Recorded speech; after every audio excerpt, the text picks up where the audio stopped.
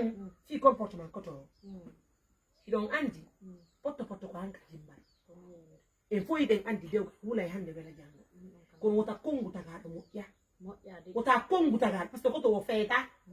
o feta hande o feta jango mo mari hakkil hande mo wi parce que wala yata hande ko ni lan do wo parce que ko illan hanki wo feta parce que wala ugitade beppe ɗum yewtila kongu ni ɗum yewtila hanki lamari ali sama ko yewtila mi wona kala ko ɗum yewtila yani rongo fo ila ntabi mi do wettorna ella ko muyde Allah joni may Allah tayo kambe do dido haddi fotti yo lamarana e ɓengude mum nden hotu joni landanayi lamɓe si tawi woni ɓe wondata e lamarana fin mi ala fosude dewgal dagi seydigal no dagi est ce que ɗum faltani kono mi andintinayi ɓe ñande nden e hanano wallede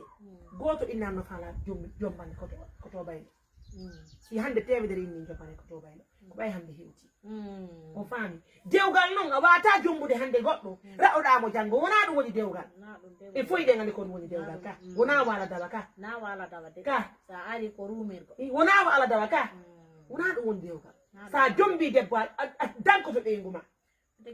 a multa e ɓeygu ma kono aybina ɓeygu ma raɗoɗa ɓeygu ma bugoɗa ɓeygu ma hersina ɓeygu ma raɗoɗa ɓeygude ɓeygu ma hiɗa andi ko ɗum lamarana heɓantana janggo hiɗa andi ɗum hiɗa andi ɗum an hiɗa andi gundo Allah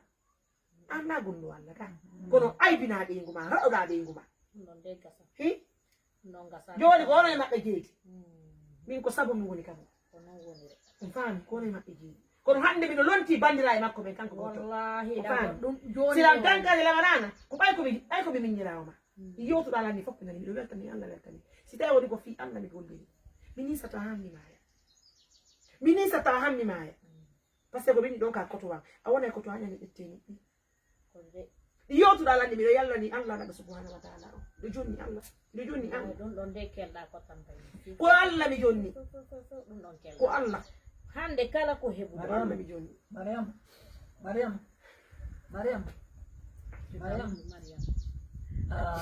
Mariam fi Allah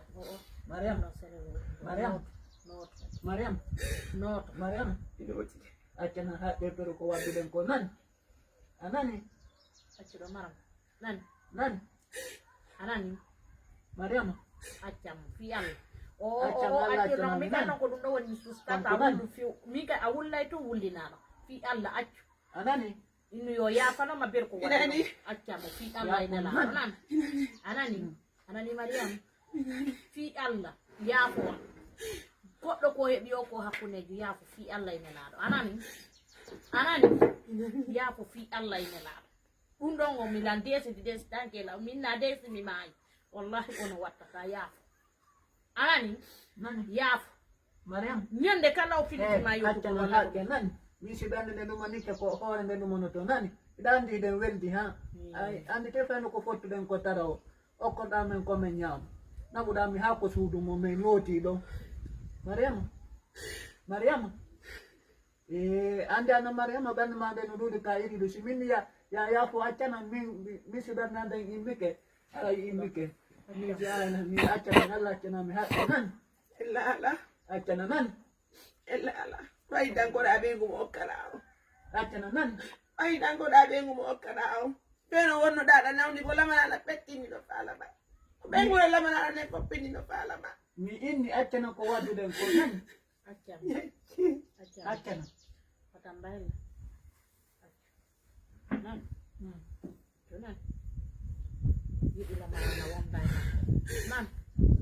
ko maɗa lon to bandiraɓe ɗo min ni miɗo jooɗi o pellet komi bandirawo ma iɓeka aɓe kono andi lon to bandirawo ma nene goto ma ko wawanma ɗum ɗo wo ko oɗo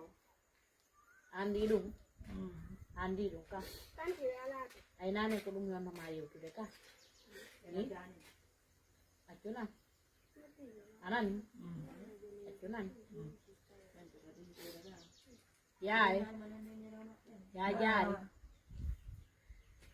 ɗon andi kono mi faala ko abdinmi ɗo ko feƴƴi kon sago an nayo wattu seere e yaajude musidal mon e ɗuuɗude o mo julɗo mo Allah lanɗo wallitiɗo wonana sabu julɓe Allah ɓe yo wallu miskinaɓe o walliti endi ɗum miɗo yiɗi on ha miɗo yiɗi